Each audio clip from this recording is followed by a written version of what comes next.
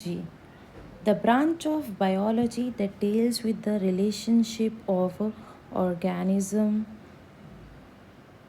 to one other organism and to their physical environment. Okay, so it means the interaction with the surroundings and with other organisms. Okay, now the study of ecology is at various levels, such as organisms, okay,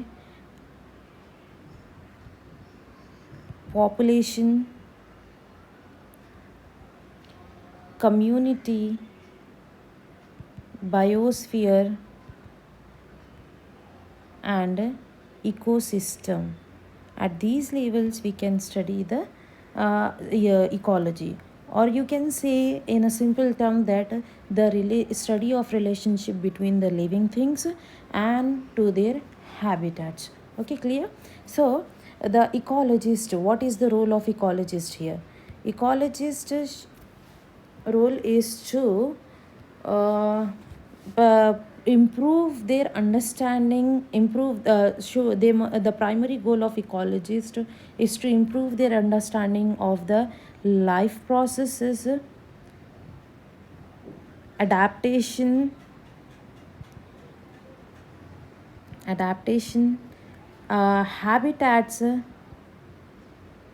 interaction, and biodiversity of the organism. These are the factors the ecologist should focus on to understand the process, or the interaction of the organisms with the other organisms. Okay, so let's have a detailed look for the biotic and abiotic factor. What is biotic and what is abiotic factor? In an ecosystem, it contains of many living and non-living things.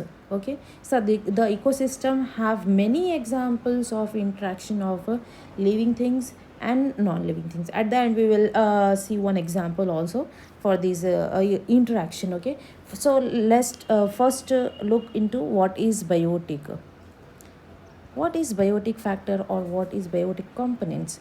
The living things. Okay, so the living things in an ecosystem are called biotic. Okay, example you here for the biotic factors you can have are plants, animals, bacteria, fungi, and there are many more. Okay, and now time for abiotic. What is abiotic? For abiotic, you have the for abiotic, the non-living here, non-living part of the ecosystem, the non-living part of the ecosystem are known as abiotic. Okay, here you can take some examples like sun, temperature, water, atmosphere, gases, and soil. These can be the examples of abiotic. And as I mentioned in the earlier that we will have one example of this interaction. So one example you can consider for this interaction of abiotic and biotic is for you have you may have one plant in your house. So for example, you can take a plant.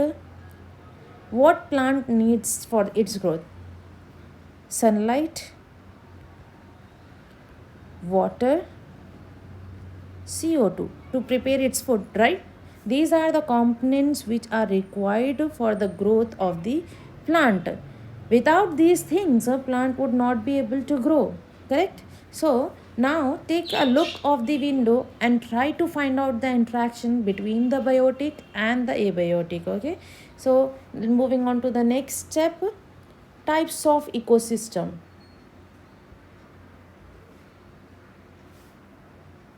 Moving on to the next step, types of ecology. What are the types? There are many, they are divided into many types. First, we'll look for a global ecology. What is global ecology? Global ecology is nothing but it deals with the interaction among earth ecosystem, land atmosphere and oceans. Okay, and oceans. It helps to understand the large scale interaction and their influence on the planet. This is global ecology. The second type is landscape ecology. What is landscape ecology? Landscape ecology is nothing but it deals with the exchange of energy, materials, organisms, and many products of the ecosystem. Okay, landscape ecology focus on the role of human impact on the landscape structure and their functions. Third type here is ecosystem ecology. Ecosystem ecology. What is ecosystem ecology? First, what is ecosystem? Okay, first we'll understand what is ecosystem.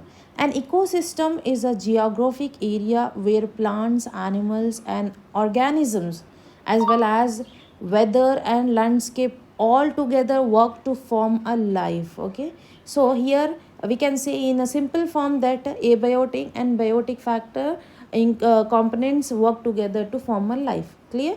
So ecosystem ecology deals with the entire ecosystem, including living and non-living component and their relationship with the environment. Okay, so the fourth type is community ecosystem ecology. What is community ecology? The study of the interaction between the multiple population of a species. The study of interaction between multiple population of species within a specific ecological community and how these population interact with the environment of, or you can say a two or more population of a different species living in a particular geographic area. Clear? What is community? Let me explain in a simple term the community ecology. Okay, in a community ecology there should be a two or more types of population. Okay, the population should be of two or more types of species and their interaction with the single particular geographic area. Okay, clear? Now the fifth type of ecology is population ecology. Okay, what is a population ecology? The study of interaction of a single species. Here the population is only single species, population of a single species with other members of their its own species. Yani here the single species interaction with other species of its with other members of its own species and with the environment. Okay, so that is known as population ecology, and it deals with the problems that are on smaller scale and influence a single species within an environment. Okay, so next is organismal ecology. What it is it is the study of an organism, of an individual organism behavior, taking an one individual organism to study their behavior, morphology, physiology in response to the environmental challenges, or we can say in a simple terms that the individual interaction with the biotic and the abiotic component, that is known as organismal ecology. Okay, the seventh type of ecology is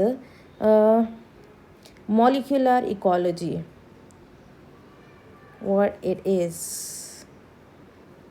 Molecular ecology is a hybrid field that combines molecular biology techniques with the ecological data to make sense of natural processes such as the production of proteins and how these proteins affect the organisms and their environment. The DNA forms the protein that interact with the environment. These interaction give rise to some complex organisms. Okay, so take care and do make a list of the biotic and abiotic interaction. Okay, thank you so much. Take care. Bye. Next subheading is importance of ecology. What are the importance of ecology? Okay, so there are many importance. First is a conservation of energy. Conservation of environment. Okay, so here ecology help us to understand how our action affecting the environment. It shows that the individual how the individual causing damage to the environment.